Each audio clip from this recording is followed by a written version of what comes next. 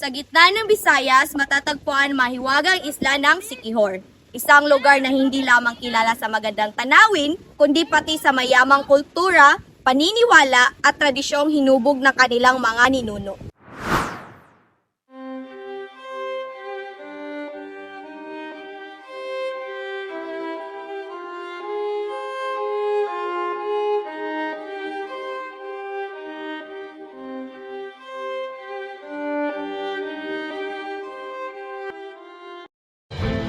Ayon sa kasaysayan, nadiskubre ang isla noong panahon ni Esteban Rodriguez.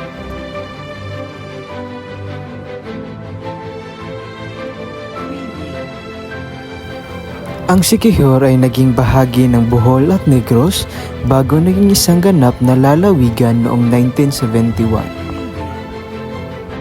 Ito ay binubuo ng 6 na bayan.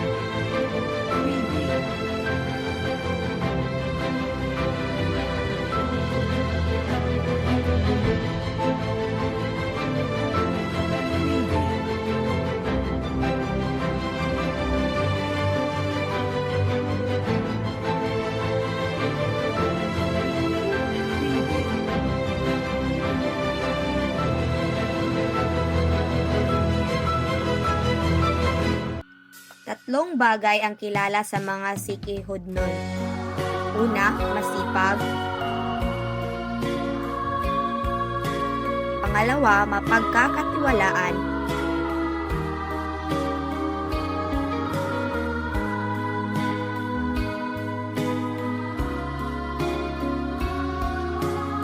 Pangatlo, mapagmahal sa kapwa.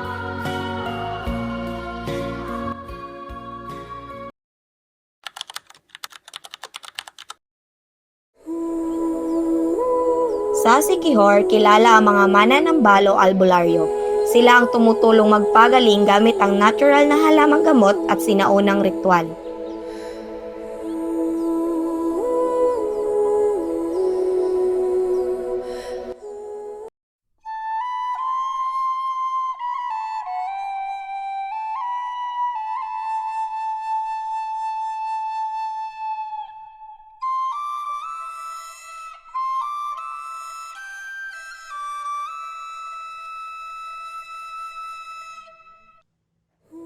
Ang mga mananambalo albularyo ay naniniwala sa natural na gamot at ritual.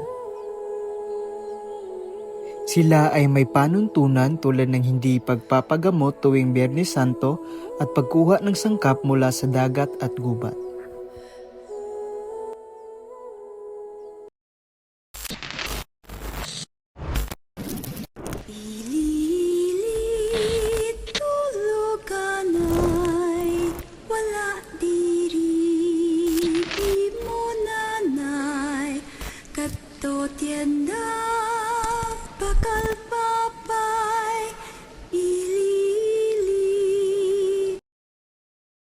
Ang Siquijor ay kilala rin sa kwento ng aswang, anting-anting at mahika. Sa kabila ng modernisasyon, nananatili ang mga tradisyon ng mga Siquijornon. Ito ang bumubuo sa kanila ng pagkakakilanlan, ang pagsama-sama ng paniniwala, kagalingan, kahalili ng ninuno at ang pagpapanatili ng kulturang hinding-hindi mawawala.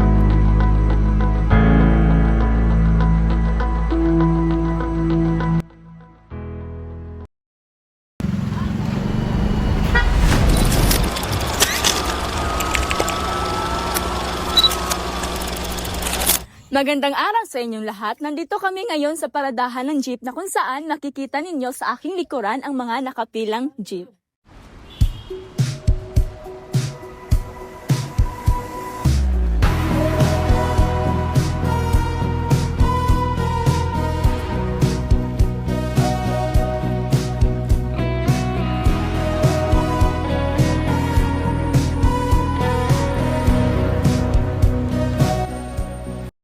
namin iimbitahan at kakausapin ang mga ilang jeepney driver upang malaman ang kanilang kwento. So mula sa mga material na bagay tulad ng kanilang jeep, rota at kagamitan hanggang sa mga di-material na aspekto gaya ng kanilang pamumuhay, paniniwala at mga karanasang hindi nakikita sa labas.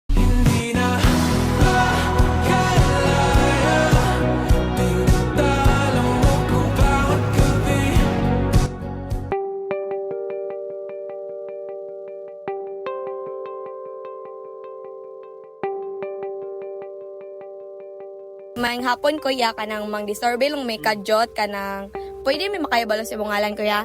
Oh, kasi Juan Junre Pilinyo, saka driver sa public utility jeepney.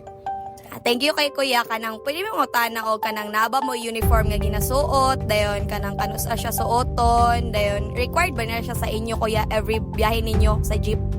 Oh, require na sa LTFRB. Amo ang panting suotan na Lunes, Monday pa doon sa Friday. Pero sa Saturday o Sunday, wasing din na muna. Di may makasuot o uniform. Sige kuya, thank you.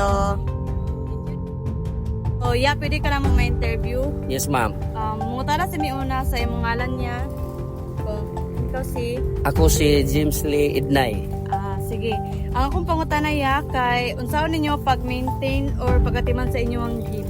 Una sa tanan, pag deser kami magbiyahe, magwasing sa midaan, check up sa amuang jeep para example sa makina, sa city,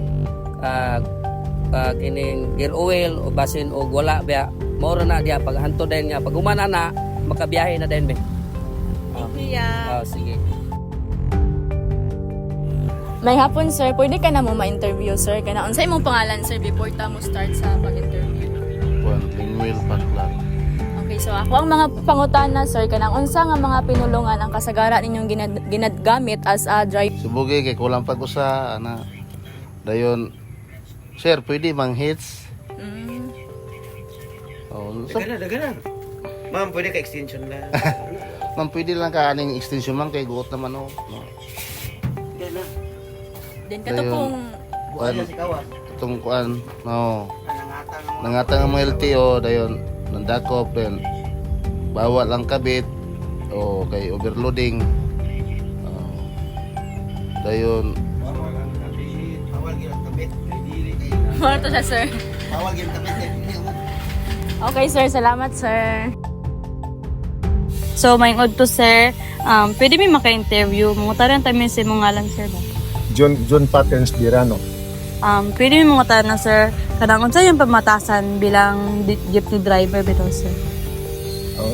Kuan na taon kuan lang magpasensya ko na kuan. Pasensya lang kung may mga pasero nga kuan na mga soko di ko na magkuan tumpang lagi. Kuan kasagalan na sila kuan. So tarungon ginawa sila pagdala. Na tarungon pag entertain, tarungon na sila. May kuan ginawa sa mga pasero. Okay, sir. Thank you. Sa likod ng makukulay na disenyo ng jeepney at ingay ng kalsada, naroon ang mga driver na nagbibigay buhay sa ating araw-araw na paglalakbay. Ang kanilang material na kultura mula sa jeep, dekorasyon at ang mga gamit na nagsisilbing tanda ng kanilang pagpapakilanlan. Ngunit higit sa nakikita na sa kanila rin ang di-material na kultura na ang tunay na puso ng kanilang trabaho, pakikisama, diskarte, sipag at tibay ng loob upang ipagpapatuloy ang kanilang biyahe sa buhay.